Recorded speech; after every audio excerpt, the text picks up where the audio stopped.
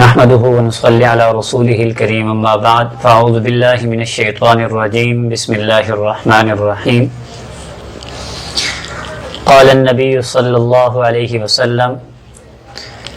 من احدث في امرنا هذا ما ليس منه فهو رد او كما قال النبي صلى الله عليه وسلم. آج 12 ربیع الاول ہے. بہت سے لوگ پوچھتے ہیں کہ 12 ربیع الاول کو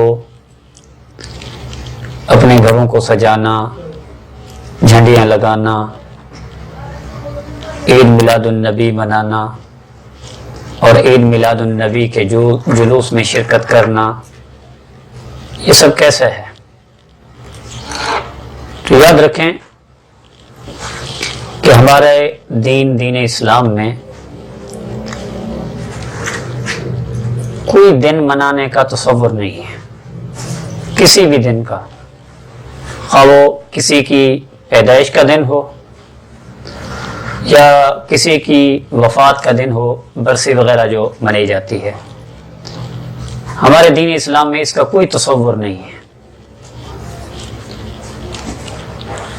نبی اکرم صلی اللہ تعالی علیہ وسلم اگر یہ کسی کی پیدائش کا دن منانا یہ عشق اور محبت کی دلیل ہوتی تو نبی اکرم صلی اللہ تعالی علیہ وسلم اپنے جد امجد سیدنا حضرت ابراہیم علیہ الصلوۃ والسلام کی پیدائش کے دن مناتے. حالانکہ یہ اصل مقصد نبی اکرم صلی اللہ تعالی علیہ وسلم کی اتباع ہے. ایک ہے آپ علیہ الصلوۃ والسلام کی ولادت کا تذکرہ کرنا، آپ علیہ الصلوۃ والسلام کی زندگی کے کسی بھی مرحلے کا، کسی بھی لمحے کا ذکر کرنا. ہمارا عقیدہ ہے، ایمان ہے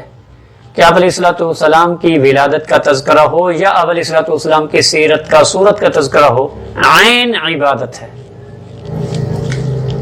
لیکن اس مروجہ طریقے پر منانا آپ علیہ الصلوۃ والسلام کی ولادت کے دن کو، جو ہمارے ہاں رائج ہو چکا ہے اور اس کو بڑے عشق اور محبت کی علامت اور دلیل سمجھا جاتا ہے، اور جو لوگ اس طرح کے محافل میں شریک نہ ہوں ان پر گستاخی کا فتویٰ لگا دیا جاتا ہے کہ یہ گستاخ رسول ہے. تو یاد رکھیں کہ یہ سب نبی اکرم صلی اللہ تعالی علیہ وسلم کے زمانے سے لے کر 600 ہجری تک، اس 600 سال کے اندر اس چیز کا کوئی تصور نہیں ہے.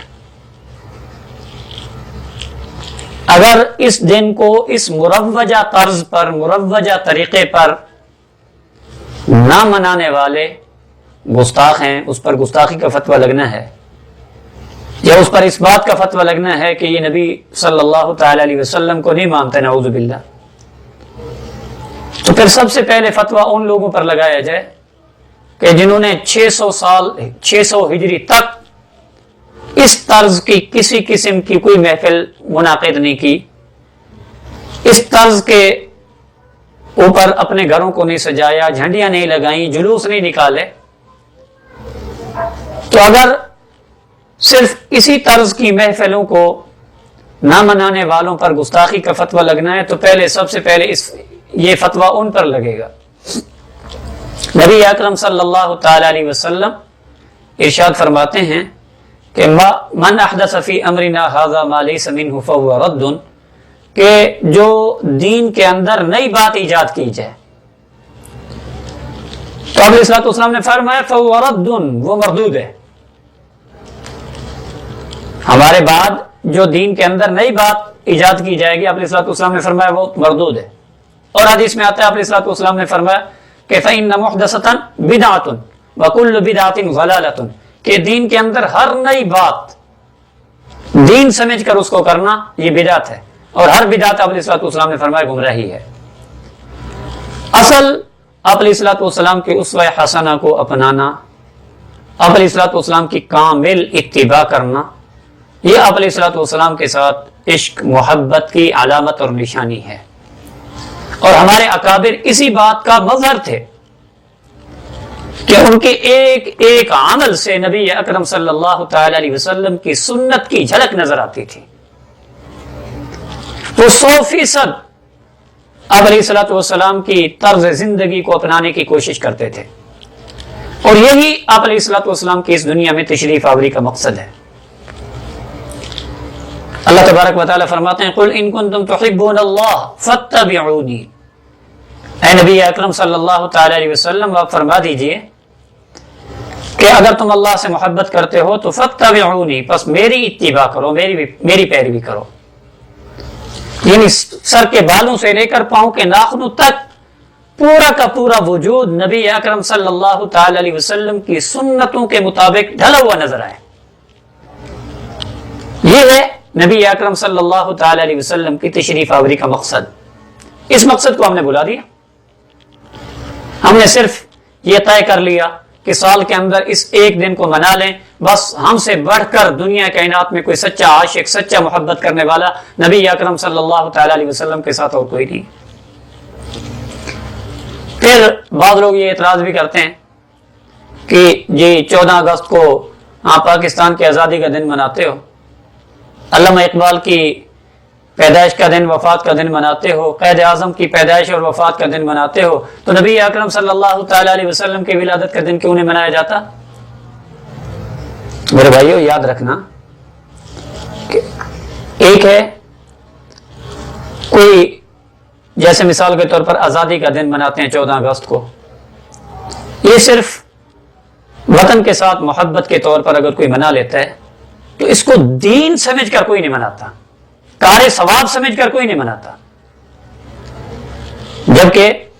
دین کے اندر کسی ایسی نئی بات کو ایجاد کرنا جس کا خیر القرون کے زمانے میں کوئی تصور نہ ہو، اور پھر اس کو دین سمجھ کر اس کے مطابق عمل کرنا اور اس کو کار ثواب سمجھنا، یہ بدعت ہے۔ اور اس بدعت کے متعلق نبی اکرم صلی اللہ تعالی علیہ وسلم نے ارشاد فرمایا کہ من احدث فی امرنا ھذا ما لیس منہ فہو رد، کہ جو شخص دین کے معاملے میں کسی نئی بات کو ایجاد کرتا ہے تو پس وہ مردود ہے، علیہ الصلوۃ والسلام نے ارشاد فرمایا۔ تو اس وجہ سے ضرورت اس بات کی ہے کہ اگر ہم سچے عاشق رسول ہیں، سچے نبی اکرم صلی اللہ تعالی علیہ وسلم کے ساتھ وفاداری کا اظہار کرتے ہیں، سچی علیہ الصلوۃ والسلام کے ساتھ محبت کی دعوے دار ہیں، تو پھر آئیے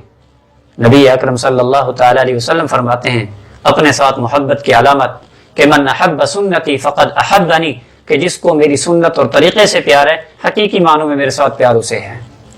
اور ومن احبنی کان معی فی الجنہ، جس کو میرے ساتھ پیار ہو گیا وہ جنت میں میرے ساتھ ہوگا۔ تو اس لیے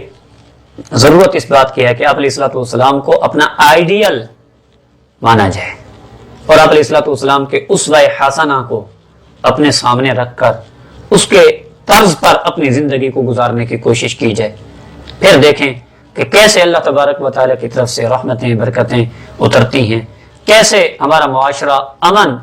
کا گہوارہ بنتا ہے، کیسے ہمارے معاشرے کے اندر سے ہر طرح کے فسادات ختم ہوتے ہیں۔ اللہ رب العزت سے دعا ہے کہ اللہ تبارک و تعالیٰ ہم سب کو دین کی صحیح سمجھ بھی عطا فرمائے اور دین کے تمام تقاضوں کو پورا کرنے کی بھی توفیق عطا فرمائے۔ وآخر دعوانا ان الحمد للہ رب العالمین۔